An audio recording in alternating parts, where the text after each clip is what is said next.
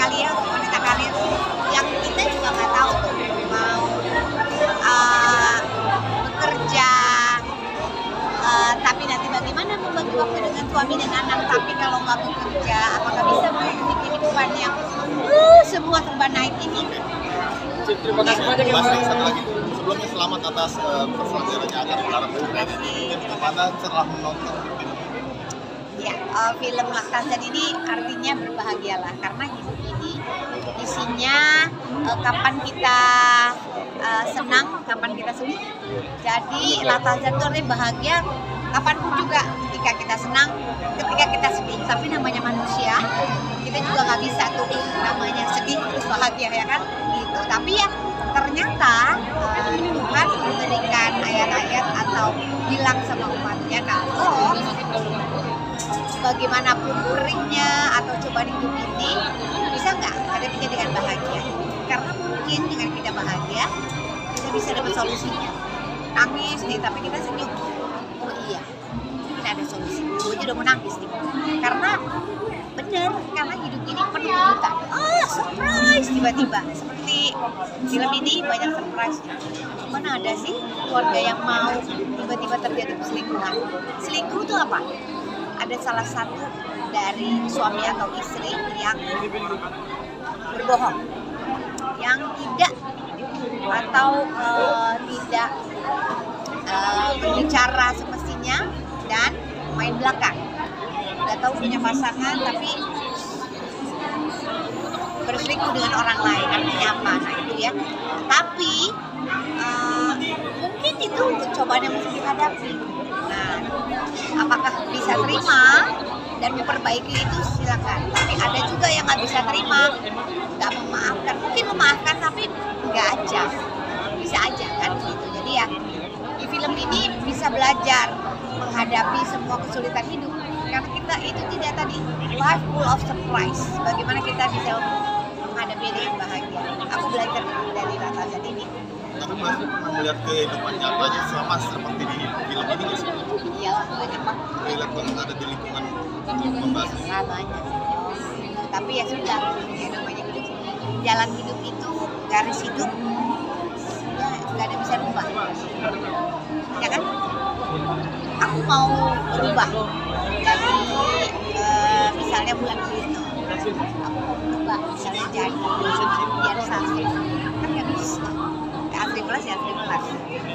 Itu jadi ya menghadapi apapun ya kita hadapi sesuai garis tangan. Yang penting bukan artinya pasrah, tapi gimana caranya, oh iya setelah ada masalah bangkit kembali dan terus jalan, terus maju, terus berpikir, terus punya harapan, terus punya cita-cita.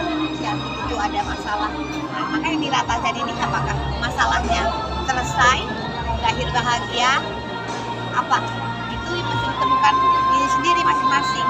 Nah mungkin di film ini kita bisa lihat gimana sih dia mencari solusi untuk menjadi bahagia di tengah semua cobaan ini. Mbak tadi juga disinggung terkait masalah kerja sebagai wanita karir dan juga ternyata kan mungkin relate dengan Mbak juga. Iya betul, saya wanita karir betul. Saya bekerja dari umur saya 11 tahun. Saya menari Dulu Soekarno Putra dari 11 tahun. Jadi kehidupanku menari itu bisa pulang pagi sampai jam 2 ya, sampai akhirnya saya umur 46 tahun seperti ini tetap masih pulang jam 2 malam atau nggak pulang karena harus ada di luar kota, di luar negeri ya.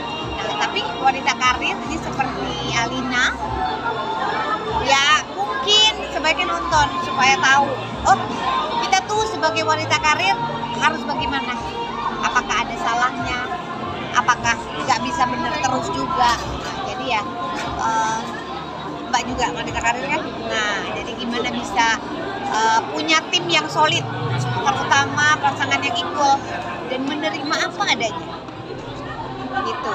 Jadi apa adanya kita, bagaimana cita-cita kita, bagaimana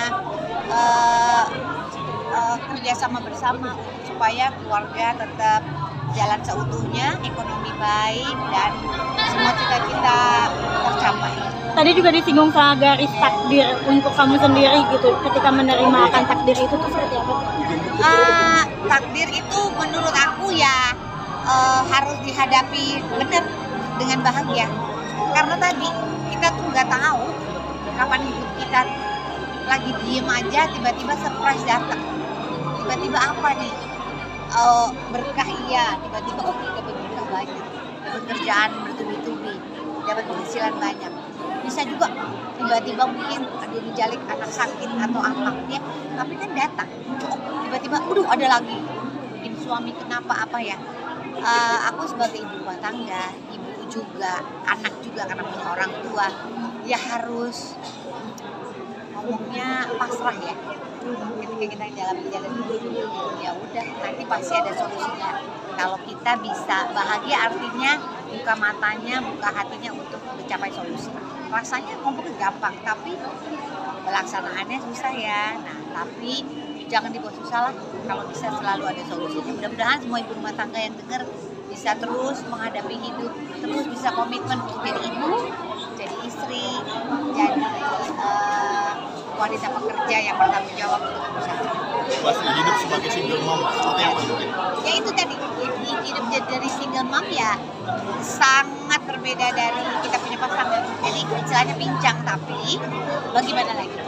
Jadi kan hidup memang harus terus berjalan. Jadi cita-citaku terus yang penting memberi pengertian kepada anak-anak, dan kitanya juga harus sehat, bahagia, harus sejahtera. Gimana caranya? Nah, perempuan-perempuan tinggal bisa menghadapi hadir saya buat fight terus untuk hidup, semangat terus untuk anak-anak. Tadi menarik soal garis takdir, kamu percaya dengan garis tangan juga nggak sih yang kayak buat dia? Garis tangan itu nggak bisa dirubah. Takdir kita kan nggak bisa dirubah, memang ada dari sananya. Sempat baca garis takdir nggak dari tangan? Nggak berani saya baca garis takdir saya, takut ya. Tapi ya udah, dimanapun itu ya udah hadapi. Udah pasti ada solusi kok.